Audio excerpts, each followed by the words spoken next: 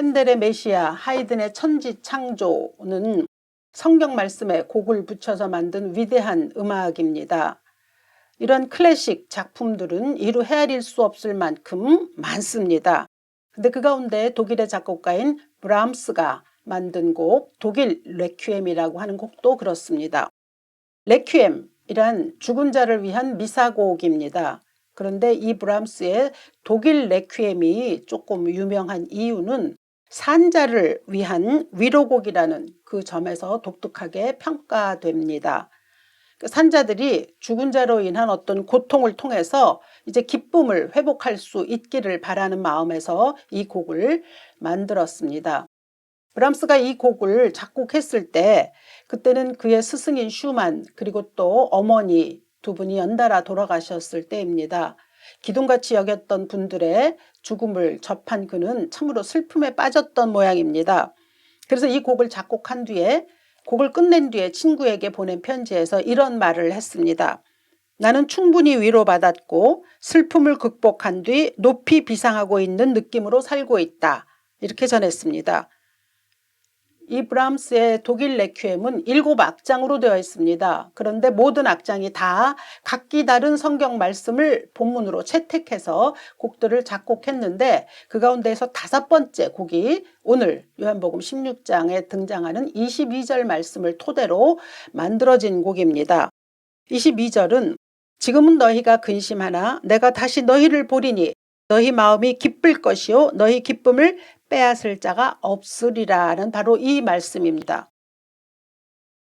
브람스는 이 곡에서 이 독일 레퀴엠의 5번째 곡에서 굉장히 부드럽지만 강력한 선율을 통해서 슬픔에 언제까지 머무를 것이 아니라 기쁨으로 나아가야 한다라고 하는 것을 안내하고자 했습니다. 그러니까 지금은 좀 근심하고 슬퍼할 거다라고 하는 이 예수님의 말씀처럼 그러나 너희 기쁨이 다시 회복될 것이고 그 기쁨은 결코 아무도 빼앗을 수가 없다라고 하는 이 말씀에 곡을 입혀가지고 그가 작곡한 거거든요.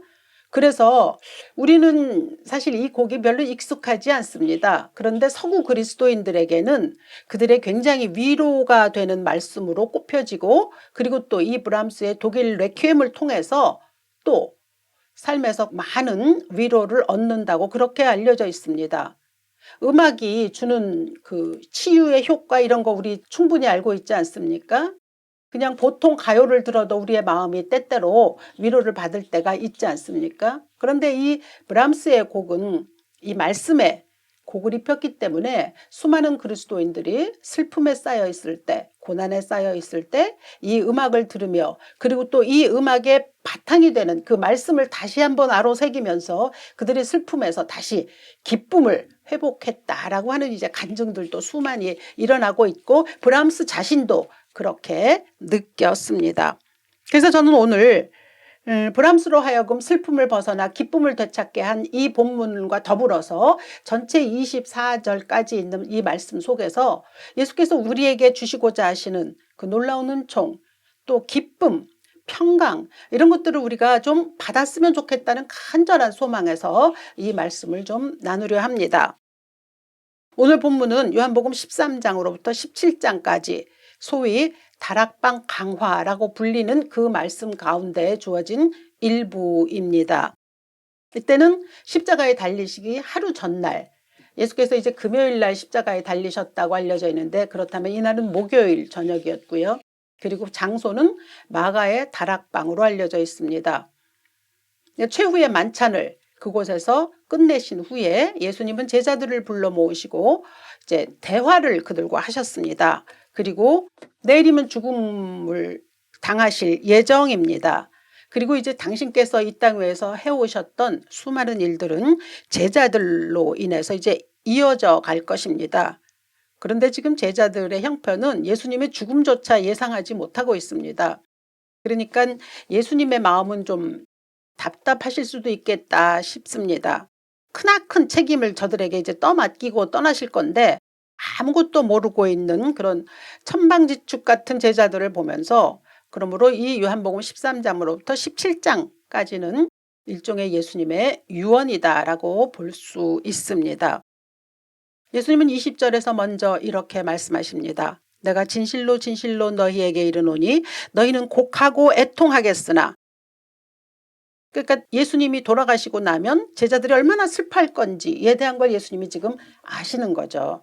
그래서 예수님의 죽음 이후 정말 모든 것을 잃어버린 것 같은 상실감에 비통할 이 제자들을 향해서 지금 미리 말씀을 해주시는 겁니다. 그 마음으로는 예수님이 돌아가셨기 때문에 엄청 슬프고 뭐 참 그 애통한 마음이야 이루 말할 수 없지만, 게다가 이들은 또 행여나 자기들도 그렇게 죽음을 당할지 모른다고 하는 두려움도 가지고 있었거든요. 그러니까 그 연약함에 꽁꽁 숨어 있지 않았습니까?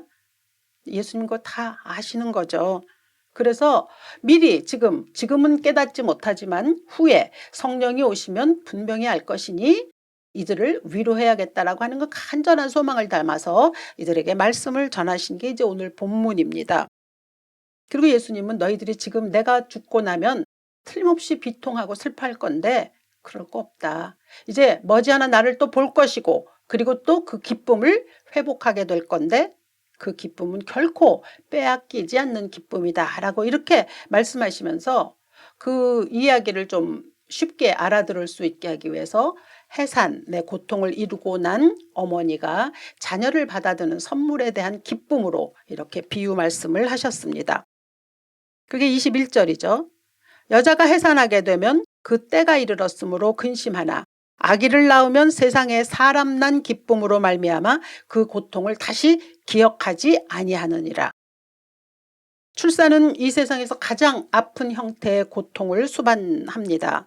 하지만 그 출산을 통해서 얻는 어린 생명, 그것은 정말 비교할 수 없을 만큼의 무한한 기쁨입니다. 그래서 해산의 고통이 아무리 심해도 얼마든지 그걸 이겨낼 수 있는 것은 그 후에 따르는 기쁨 때문입니다. 수많은 산모들이 그 고통 끝에 아기를 바라볼 때 그 기쁨 우리가 다 경험하기도 하고 또 뭐 알 수 있지 않습니까? 그러니까 예수님이 하신 말씀은 그렇게 제자들에게 너희도 나의 죽음으로 인하여 참 지금 비통할 것이고 장차 앞으로 또 내가 했던 일들을 너희들이 이 땅 위에서 이루어 갈 때 수많은 고통들 고난들이 따라올 것이다. 그러나 그것으로 끝이 아니라 그 이후에 오는 놀라운 기쁨이 나로부터 너희에게 주어질 것이다. 그리고 그 기쁨은 결코 아무도 빼앗아 갈 수 없다라고 하는 것이 이제 오늘의 약속의 말씀인 거죠. 고통을 이겨낸 산모에게 주는 그 아기가 주는 허락하는 그 기쁨, 이런 것이 너희에게 또 분명히 있다고 예수님 그렇게 말씀하셨습니다. 예수께서 이제 내일 죽으시지만 부활하실 거고, 그리고 승천하시고, 그리고 이제 머지않아 성령이 오십니다. 그러니까 그것은 다 하나님께서 계획하신 필연적인 사건입니다.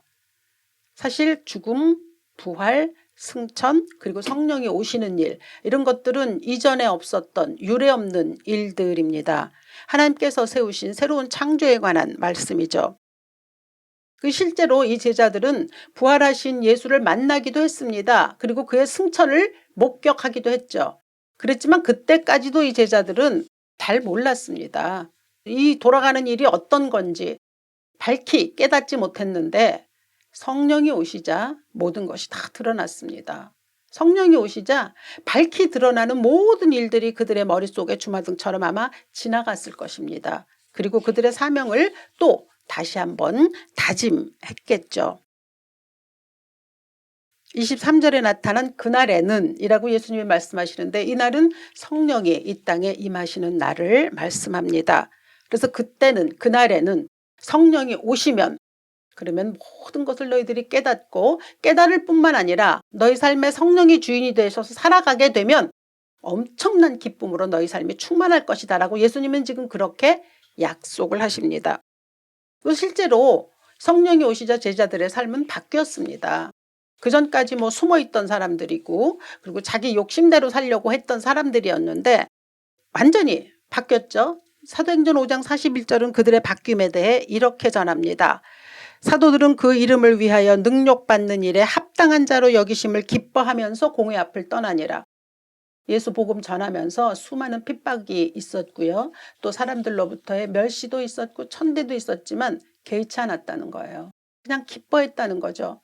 그들이 그렇게 기뻐할 수 있었던 것은 오직 성령이 그들 안에서 샘솟는 기쁨으로 충만케 그렇게 역사하셨기 때문입니다. 그 십자가 사건이 두려워서 꽁꽁 숨어 있었던 그 제자들이라고는 볼 수 없는 놀라운 변화가 그들에게 일어났던 거죠. 그래서 예수 이름으로 인해서 받는 고통까지도 기쁨으로 승화시켰던 제자들입니다. 그래서 그들에게 별명이 하나 붙었죠. 세상이 감당할 수 없는 사람. 저는 이 말씀을 좀 수시로 생각합니다. 과연 오늘날의 우리 그리스도인들은 세상이 감당할 수 없는 사람이라고 하는 이 꼬리표가 붙어 있는가? 아니면 뭐 세상 사람들하고 별로 다르지 않다라고 하는 불명예스러운 꼬리표가 붙어 있는가? 아니면 더 나아가서 세상 사람들보다 더하다라고 하는 혹시 그러한 꼬리표가 붙어 있는 것은 아닌가? 우리 그리스도인들이 좀 우리 자신을 돌아보아야 합니다. 그래서 우리가 세상에 감당할 수 없는 사람이라고 하는 그런 말들을 들을 수 있는 그 단계까지 가야 합니다. 예수님의 죽음, 부활, 승천, 그리고 성령의 오심, 이 모든 시리즈로 이뤄지는 이 사건은 제자들에게만 주어지는 은총이 아닙니다. 오늘 우리 모두에게도 동일하게 주어진 하나님의 선물입니다. 예수님은 나로 인해, 즉 당신으로 인해서 기쁨이 너에게 주어질 것이고 그 기쁨은 아무도 빼앗지 않아 라고 말씀하시는데, 그게 제자들에게만이 아니라 오늘 현대를 사는 그리스도인에게도 이 기쁨이 주어진다라고 하는 약속입니다. 그러니 우리도 이 말씀대로 내 삶이 과연 기쁜가? 내가 만약에 기쁘지 않다면 무엇 때문에 기쁘지 않은가? 나는 왜 예수님이 약속하신 그 기쁨을 삶에서 누리지 못할까? 아니면 그래, 나는 정말 이 예수님이 약속하신 기쁨을 누리며 살고 있어 라고 이렇게 자신 있게 얘기할 수 있는가? 뭐 이런 것들을 우리의 신앙생활을 한번 돌아봐야 될 것 같습니다. 기쁨, 우리도 무척 소원하는 단어입니다. 그런데 실제로 우리 삶이 언제나 기쁜 것만은 아니잖아요. 솔로몬이 말했거든요. 사람이 여러 해를 살면 항상 즐거워할지로다. 그러나 캄캄한 날들이 많으리니 그 날들을 생각할지로다. 우리의 삶에 여러 날들이 주어져서 즐거워해야 하는데, 그러나 동시에 캄캄한 날들도 주어진다. 그러므로 생각하라 라고 하는 그러한 권면이죠. 가만히 보면 기쁨과 슬픔은 짝이 되어서, 언제나 짝이 되어서 다가오는 것 같습니다. 우리 주위를 맴돌고 있다. 어느 때는 좀 기쁨의 사건들을 허락하기도 하고, 또 어느 때는 또 말할 수 없이 우리로 하여금 슬픔으로 빠져들게 하기도 합니다. 인생은 부침이 있죠. 그래서 그렇게 쉽지 않은데 한 가지 일이 끝나고 나면 이제 좀 해결이 됐나 싶어서 이렇게 좀 휴 하려고 하면 또 한 가지 일이 또 닥쳐옵니다. 그런가 하면 어느 때는 막 그런 것들이 겹쳐서 다가오기 때문에 어떻게 정신을 차릴 수가 없죠. 너무도 큰 파도들이 막 겹쳐서 몰려드는 것 같아서 진이 빠지고 뭐 힘이 빠지고 뭐 이런, 과연 이게 끝이 있을까 싶은 이런 생각들도 우리들이 하면서 살아가고 있습니다. 우리들을 슬픔에 빠지게 하는 일들, 그것은 도대체 무엇일까요? 브람스는 정말 기둥처럼 여겼던 스승, 그리고 자기의 삶의 정말 모든 존재라고 여겼던 어머니의 죽음이 그도 하여금 그렇게 비탄에 빠지게 했습니다. 제자들은 예수님의 죽음이 그들로 하여금 곤경과 고난 속에 머무르게 했습니다. 우리에게는 각자 뭐 여러 가지 이유들로 고난도 있겠고 또 슬픔의 삶도 있겠고 뭐 그렇겠죠. 뭐 다 똑같진 않지만 비슷비슷한 일들이 우리 애들에게 일어나고 있고, 또 어떻게든 그걸 견디어내며 살아가고 있는 현실입니다. 근데 예수님 말씀하신 것은 그래 막 견뎌라, 억지로 이렇게 이겨내야 한다라고 하는 소극적인 명령이 아니라 충분히 적극적으로 그리고 긍정적으로 너희들이 기쁨을 소유할 수 있다라고 이렇게 약속하셨다는 거죠. 그러니까 우리의 삶이 좀 지형이 바뀌어야 합니다.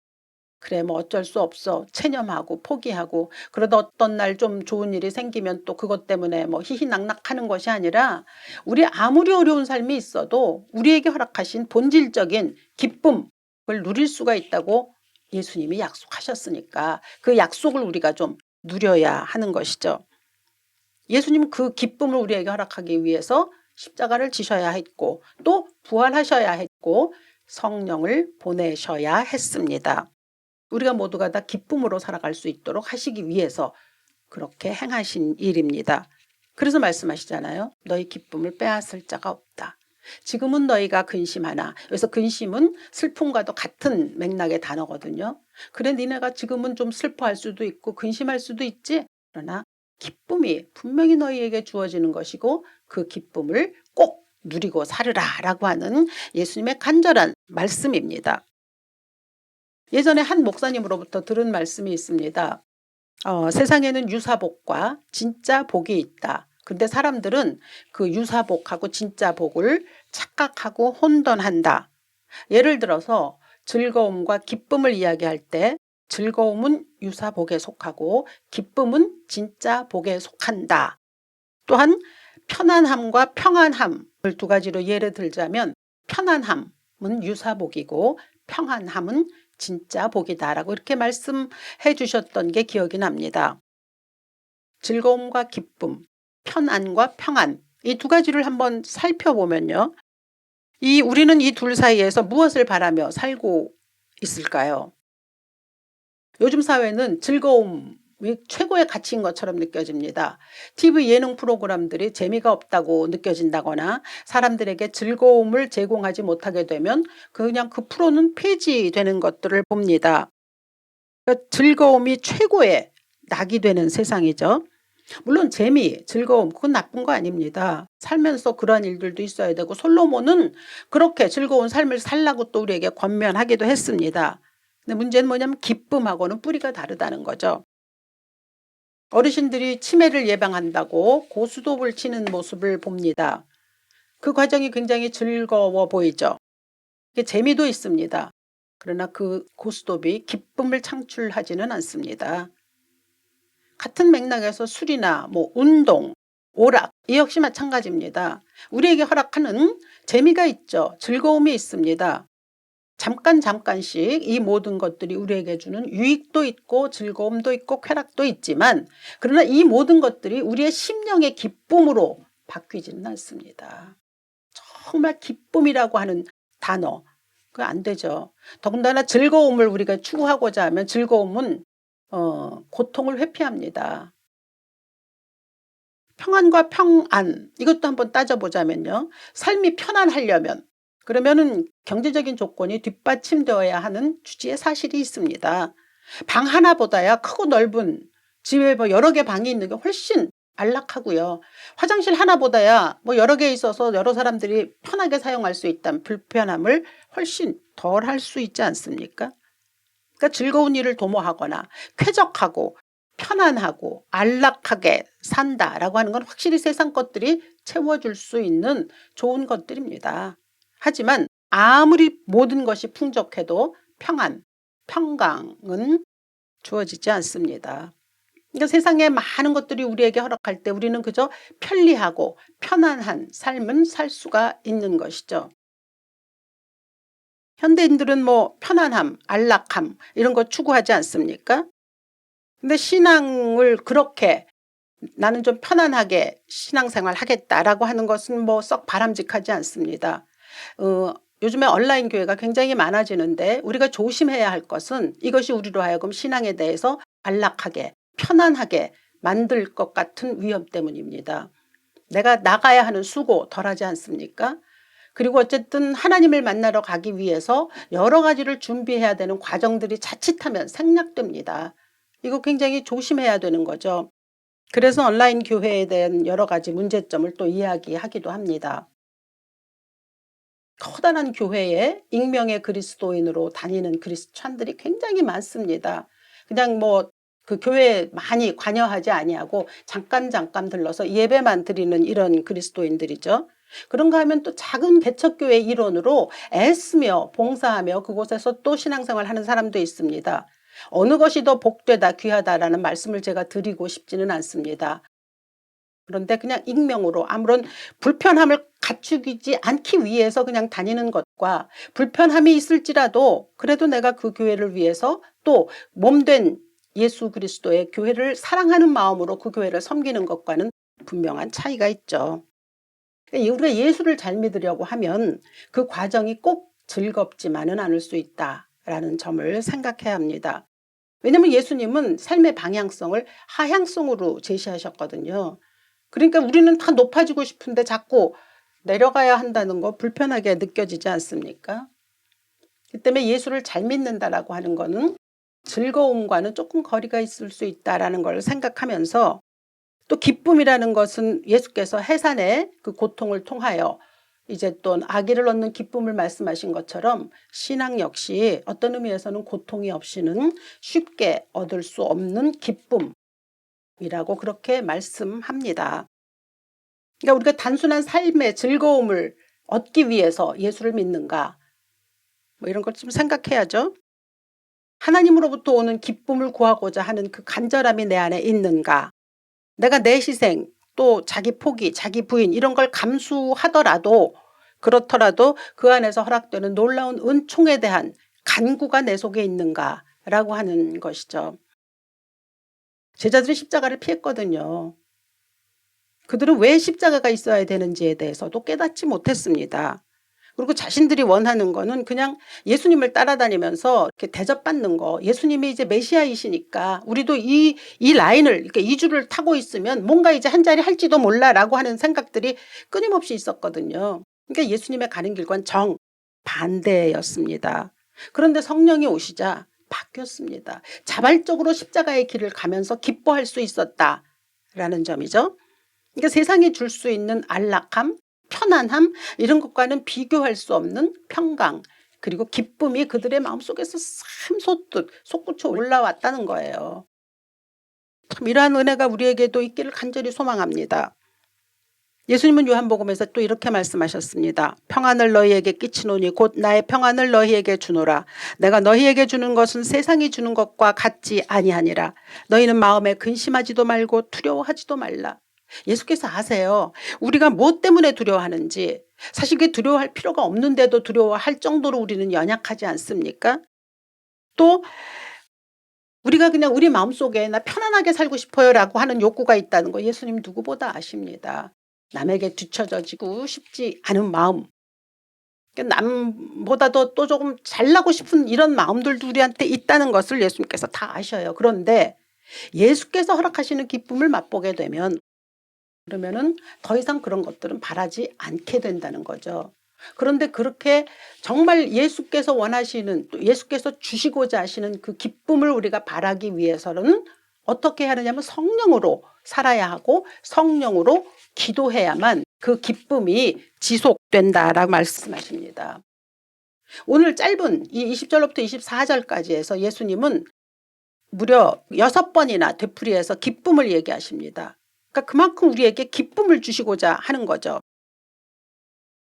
성령의 기름 부으심 우리가 말 많이 하지 않습니까? 그리고 우리가 또 기쁜 삶을 살기 위해선 당연하게 성령으로 기도하는 것 외에는 없습니다. 왜냐하면 예수께서 기쁨의 근원이시기 때문입니다.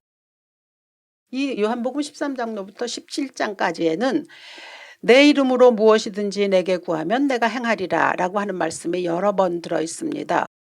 오늘 23절에도 너희가 무엇이든지 아버지께 구하는 것을 내 이름으로 주시리라 하셨거든요. 이거 무엇이든지 구하면 다 주신다. 이거 얼마나 신나는 말입니까? 그러나 이 무엇이라는 말이 그냥 내가 원하면 뭐든지 다 주신다라는 뜻도 아닐 뿐더러 또 간절하게 막 정말 정성을 다해서 기도하면 다 주신다라는 뜻도 아닙니다. 간절함이 가득할수록 하나님이 응답하시는 것 아닙니다. 엄마들이 아이들 수능 때 간절함으로 기도하는 것을 많이 보지 않습니까? 누가 더 간절하게 기도하느냐, 그게 별 의미가 없습니다. 누구나 다 간절하죠. 그리고 하나님의 간절함의 크기로 응답하시지 않습니다. 또 하나님 편에서 보면 내 아이만 합격해야 되는 것도 아니잖아요. 그럼 우리 왜 기도합니까? 시험장에 들어간 자식을 향한 부모의 애타는 마음이잖아요. 이 아이가 경쟁을 겪어야 하고 또 시험을 치러야 하는 이 인생의 모든 여정에서 부딪혀야 하는 자식의 성장통을 위해서 기도하는 거 아닙니까?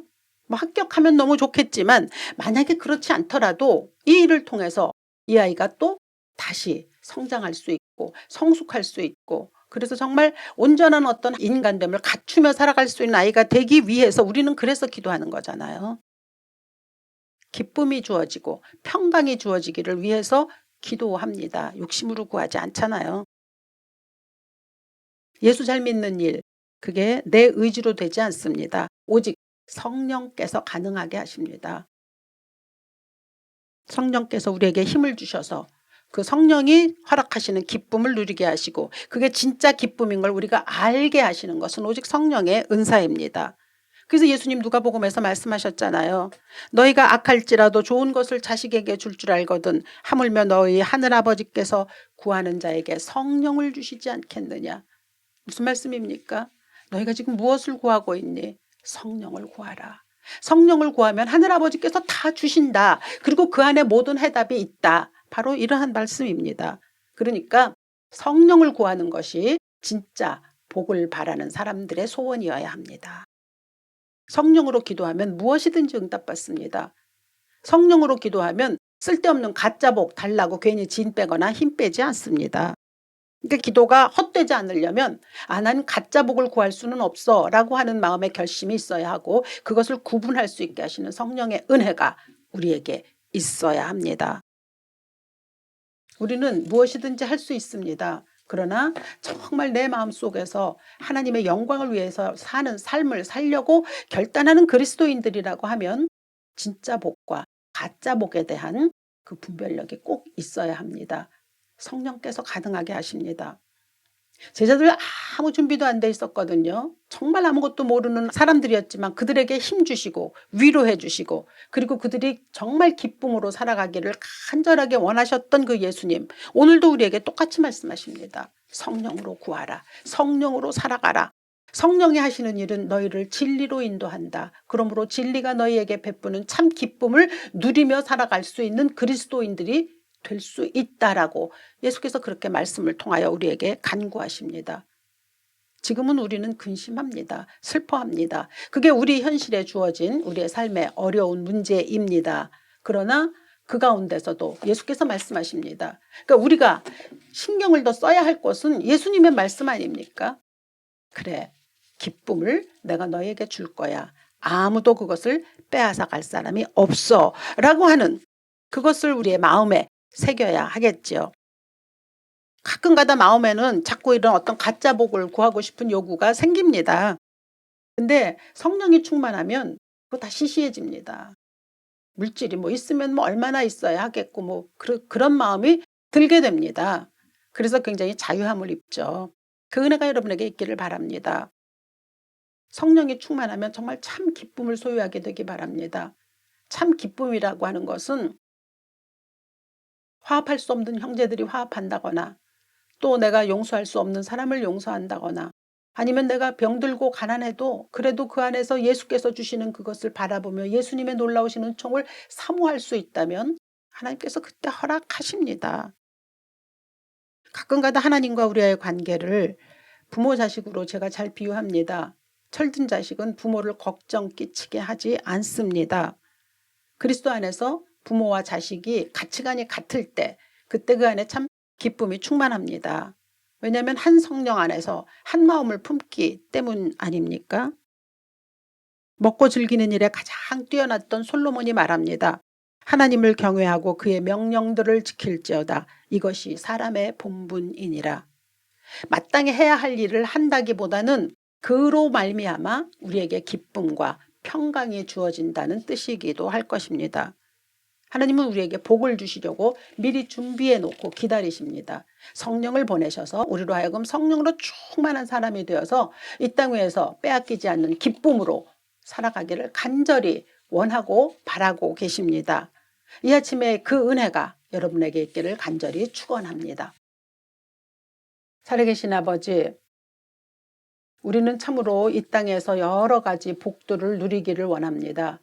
그러나 세상에서 우리에게 주고자 하는 것들은 사실은 가짜 복일 수도 있습니다. 하나님, 우리의 영안을 열게 하시고 우리의 이 심령이 성령으로 충만하게 하셔서 가짜 복에 휘둘리지 않도록 정말 하나님께서 우리에게 주시고자 하시는 진짜 복인 기쁨과 평강을 구하며 살아가게 하시며, 또 그것이 내 이름으로 구하면 다 주신다고 하셨으니 우리 모든 식구들의 삶 속에 기쁨과 평강이 넘칠 수 있도록, 그래서 이 세상의 모든 것들로부터 다 이길 수 있는 그러한 넉넉한 그리스도인 될 수 있도록 축복하여 주시옵소서.